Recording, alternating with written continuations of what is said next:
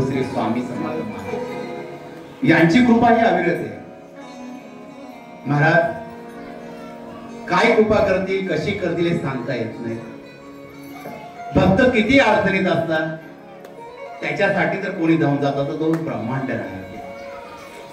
हा ब्रह्मांड नायक प्रत्येक भक्ताची काळजी करत असतो। प्रत्येकाला काय हवं काय नाही हवं हे त्याला माहित आहे।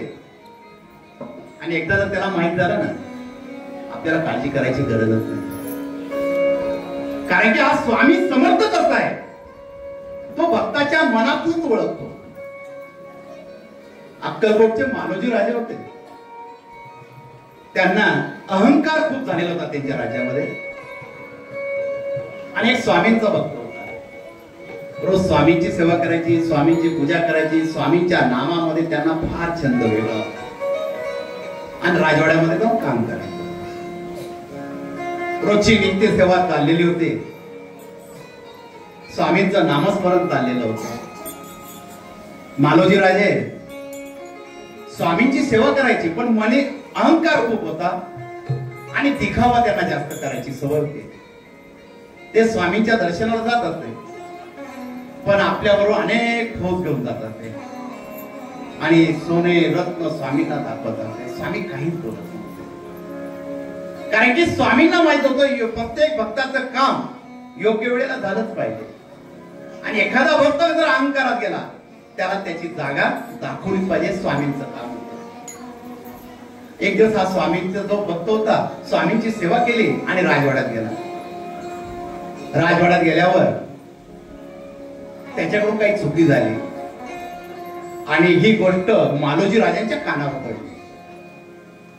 मालोजी राजांचा राग अनावर झाला आणि त्यांनी आपल्या मंत्र्यांना सांगितलं याला आत्ताच्या आत्ता तुरुंगामध्ये डांबा। या हरवकराची हिंमतच कशी झाली माझ्या राज्यामध्ये असं काम करायची। आणि त्या स्वामी भक्ताला तुरुंगामध्ये डांबण्यात आलं।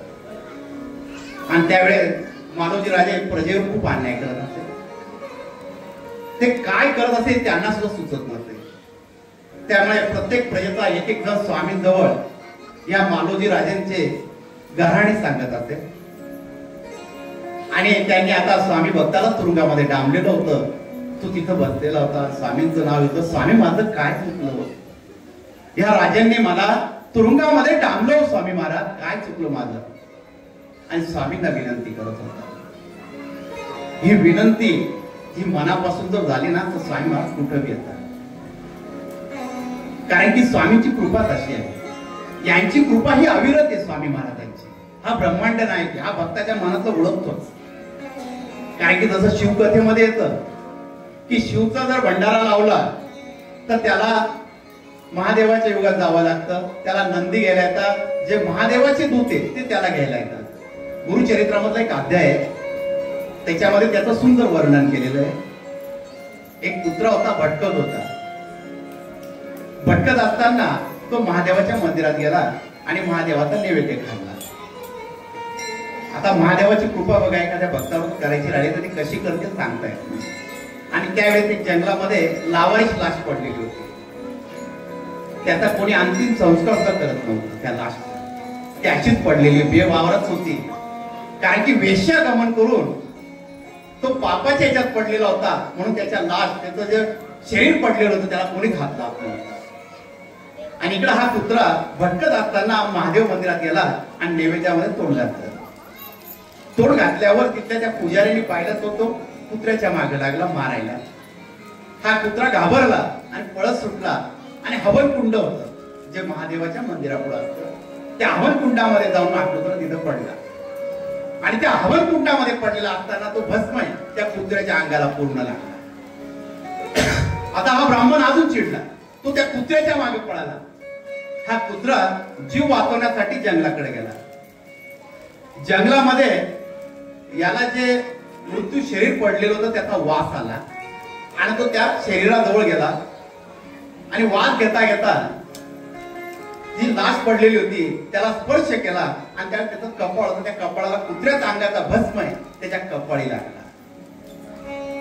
तिच्या कपाळी लागल्यामुळे त्याचं भाग्य उदयास आलं, त्याला यमलोक त्याला घ्यायला आले होते, पण तो भस्म लावल्यामुळे तो शिवभक्त त्या ठिकाणी झाला, तर त्याला साक्षात महादेवाचे दूध घेण्यात आले.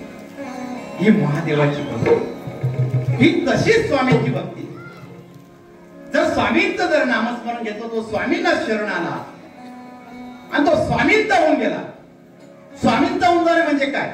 स्वा म्हणजे मी स्वामींना स्वा झालो. मी माझ्या मीपणाचा अहंकाराचा स्वा केला, त्याला स्वामी म्हटलं जातं. तो स्वामी, आणि त्या स्वामींचं नाव आपल्या मुखामध्ये आलं तर तो ब्रह्मांड पाठीशी उभा. हा तुरुंगामध्ये स्वामींचं नाव घेतोय, स्वामींना आवाज देतोय, स्वामी माझं काय चुकलं? मालोजी राजे प्रत्येकावर अन्याय करतात स्वामी. त्यांचा राग वेगळा असतो आणि ते कोणावर राग काढतात. आणि तो रडत होता, स्वामींचं नाव घेत होता. आणि हा विषय त्याच्या पत्नीला समजला आणि त्याच्या घरी जे स्वामी जवळ गेले, स्वामी वटवृक्षाच्या छायेमध्ये बसलेले होते. विनंती केली, स्वामी माझ्या पतीला तुरुंगामध्ये डांबण्यात आलं स्वामी. स्वामी काहीच बोलत नव्हते. स्वामी फक्त तिच्याकडे मंद असे हसले.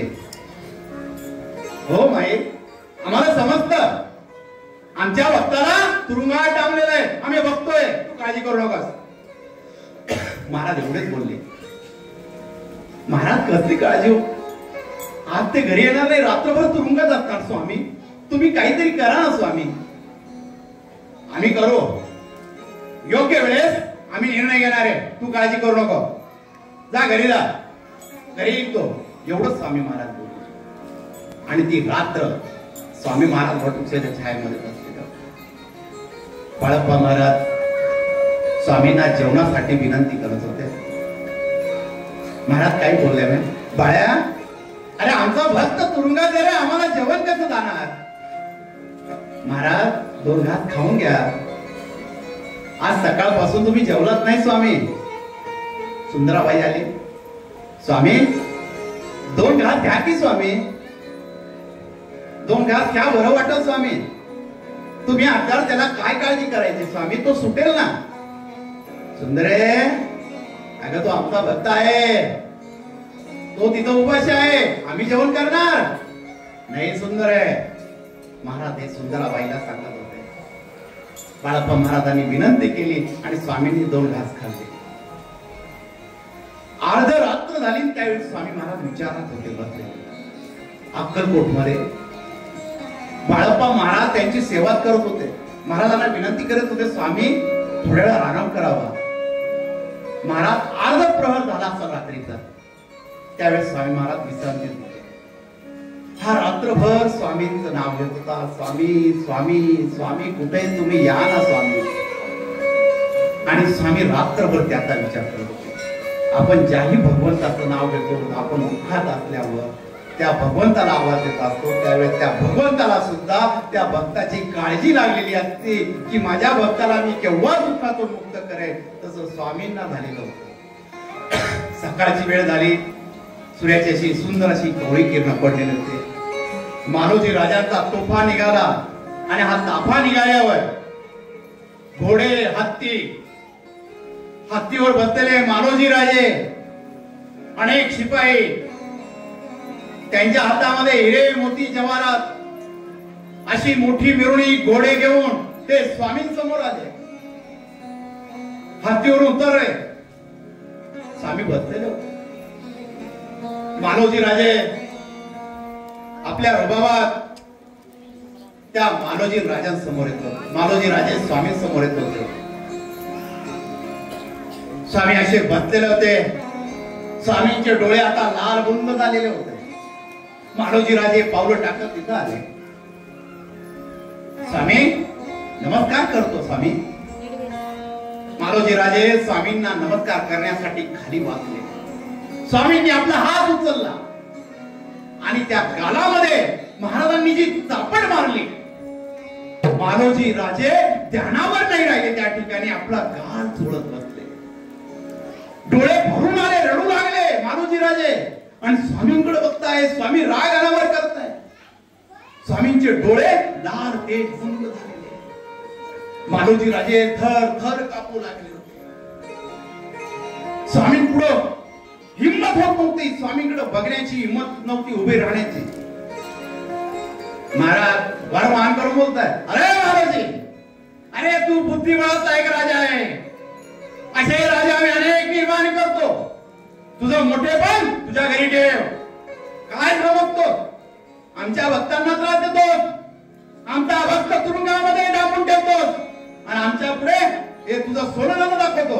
हा तुझा राज्यकारभार तुझ्या घरी दाखव. असे राजा आम्ही रोज घडवतो. कोण राजा होईल, कोण भिकारी होईल आम्ही ठरवत असतो. आमच्या भक्तांना त्रास देशील तर ध्यान ठेव.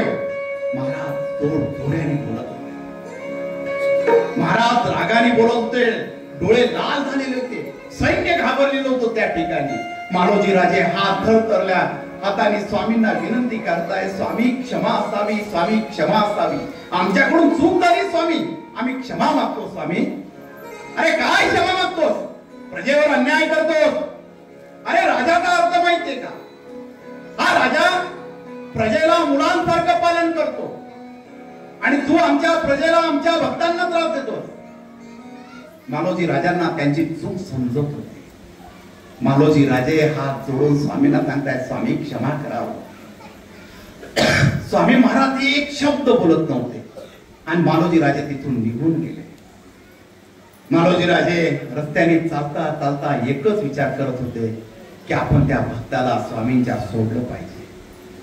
आपल्या राजवाड्यामध्ये मालोजी राजे आले आणि राजवाड्यात आल्यावर त्यांनी पहिला आदेश दिला, जो स्वामी भक्त तुरुंगामध्ये डांबलेला आहे त्याला सोडून देण्यात यावं. त्या भक्ताला समजलं आपल्याला सोडण्यात येत आहे. ही माझी ब्रह्मांड नायकाची कृपा आहे, ही स्वामींची कृपा, ही अविरत कृपा आहे. स्वामींचे धन्यवाद मानतात. स्वामी कोटी कोटी धन्यवाद स्वामी, तुमच्यामुळे मी ह्या कारागृहामधून बाहेर निघतोय स्वामी. स्वामी असे हात टेकून बसलेले होते. स्वामी बसलेले असताना सगळे स्वामी भक्त वाट पाहत होते की स्वामींची लीला झालेली आहे. स्वामींनी मालोजी राजेंच्या मुखामध्ये मारलेली आहे. काहीतरी घडणार आहे. स्वामी महाराज कोणाची तरी वाट पाहत आहे. हा भक्त तुरुंगामध्ये जो डांबलेला होता हा तिथून पळत सुटला आणि महाराज ज्या वटवृक्षाच्या छायेत बसलेले होते त्यांच्या चरणांनी येऊन कोसळलेला होता. महाराजांनी आपल्या भक्ताला पाहिलं होतं. त्यांनी मान वर केली. स्वामी त्याच्या डोक्यात हात फिरवत आहे. म्हणतात, अरे बाळा आलास? अरे आम्ही तुझी वाट पाहत होतो. अरे अन्न कोण जागत नाही रे तुझ्याशिवाय. आमचा भक्त जर दुःखामध्ये असला तर आम्ही कसं अन्न खाणार रे? तुझ्यासाठी आम्हाला रात्रभर बसावं लागलं. आणि ही गोष्ट त्याच्या पतीला समजली, त्याच्या आईला समजली. ते सुद्धा स्वामींजवळ आले. स्वामींजवळ आल्यावर आपला पती सुटलेला आहे, त्या पत्नीला दिसतंय. आता स्वामींचं धन्यवाद कसं मानावं? कारण की ब्रह्मांड नायक मनातच सर्व ऐकतो. मला बोलले होते स्वामी काळजी करू नको, मला काळजी देतो मुक्त केलं होतं स्वामी महाराज. माझा पती सुटलेला आहे. दोघं जण स्वामींजवळ येत आहेत आणि स्वामी पुढे हात जोडत आहेत. महाराज दोघांना एकच आशीर्वाद देत आहे, ही स्वामी